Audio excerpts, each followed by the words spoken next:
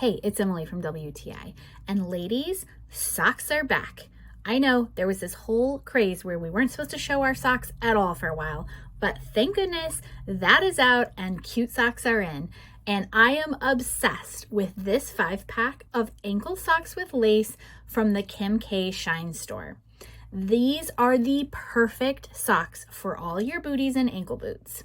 You can layer these over longer knee socks, tights, or leggings and show the perfect cute ruffle in all of your little boots and booties for winter.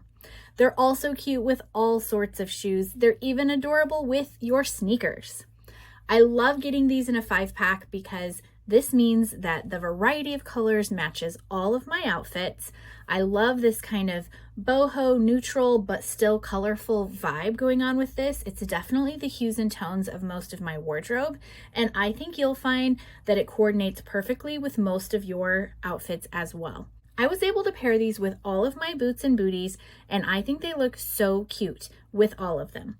I especially love them with my ankle boots where just a little bit shows over the top.